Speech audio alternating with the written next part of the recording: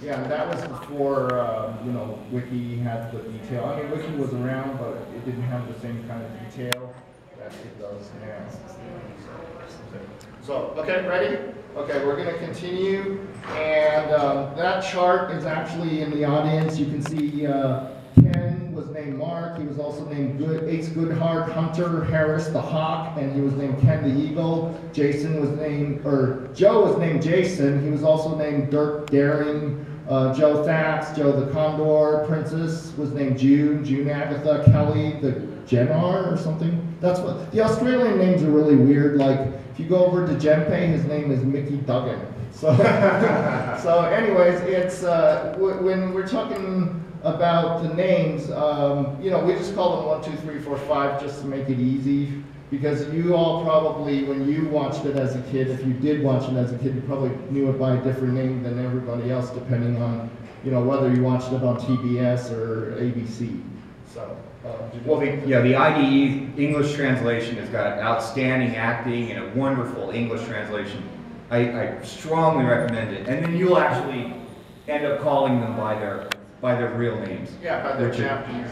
Yeah, which is like Ken, Joe, Jun, Jinpei, and Ryu. Right, Ryu. Okay. The number 1 Gatchaman, his name is Ken Washo. In Battle of the Planets, his name is Mark. He's the leader. He's also known as Gatchaman. If anybody else who served in the Navy, like for example, when the Admiral comes on board, they call him the 7th Fleet, as if he was the entire fleet.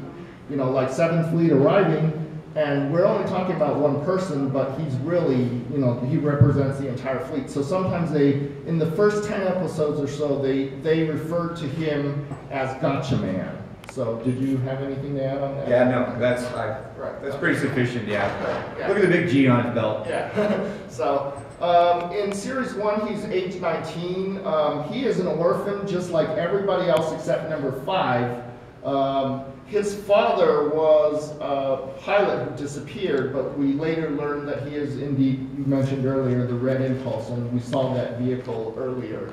Now, if you look at the upper right-hand corner, it says transmute, and that's basically, on the next slide, I'll show you, that's what they did. See, on the left, he's in a regular propeller plane, and then when he transmutes, he does flips his watch like that, and then you have that rainbow spiral. Do you remember the music that went with it? Or I do. like, yeah, it was the Gatchaman music. It was the Yuge Gatchaman. Yeah, so they did like a, and then they did, you know, oh yeah. And also in the Japanese, in the IDE films, he says transmute. Right. But it's in Japanese, it's bird go. Bird go. Bird go. Right, bird go. Okay. Which is a little less. Yeah. We have, for G1, we have 3 different vehicles. The Series 1 vehicle is the upper right-hand corner, and you can see it says, I can't really see the symbol. I always thought as a kid, I thought it said F1, but I think it's just a design. And that's his original bird. And if you look at number 2, it's still pretty cool, which is the one on the left. But at Series 3, everybody got upset because they just basically made it out of triangles, and the entire ship looks like a pizza, and you will see it later. So it looks like Starship. Yeah, exactly. It's not the same. When we talk about Series 3, a few slides from now, I'll show you how horrible it looks. A lot of fans did not like Series 3, and we'll discuss that a little later. Okay, the weapons.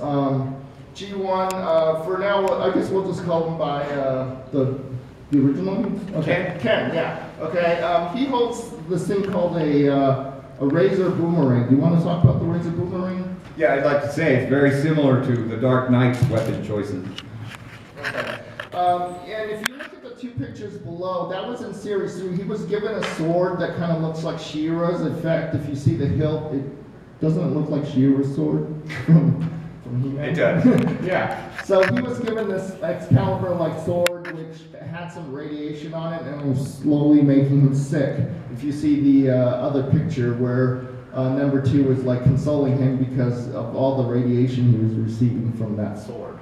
So, okay, next slide is number 2 is Joe, also known as Jason, Battle of the Planets. He's second in command. he feels like he really should be first in command, and he was all, you want to talk about the antagonism between the first and the Well, yeah, Jason,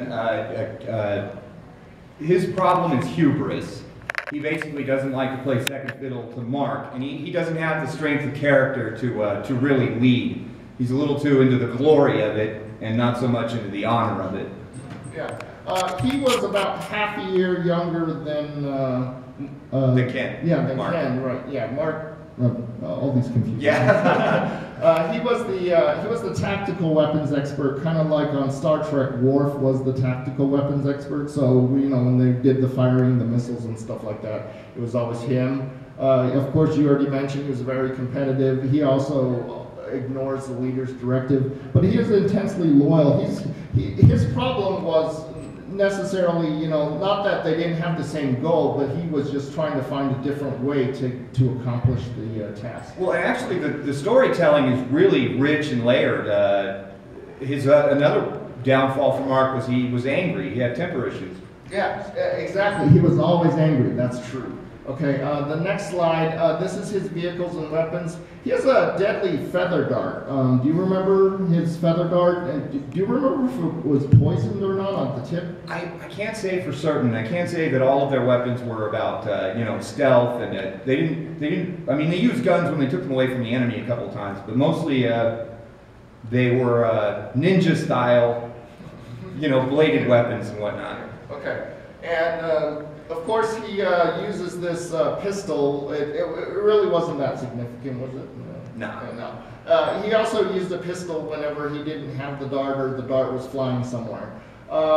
If you see to the lower right-hand corner, you see the vehicle. Like I said, it kind of looks like a NASCAR vehicle. That's his civilian look. And then when he transmutes into the cooler-looking race car one. Okay, and number 3.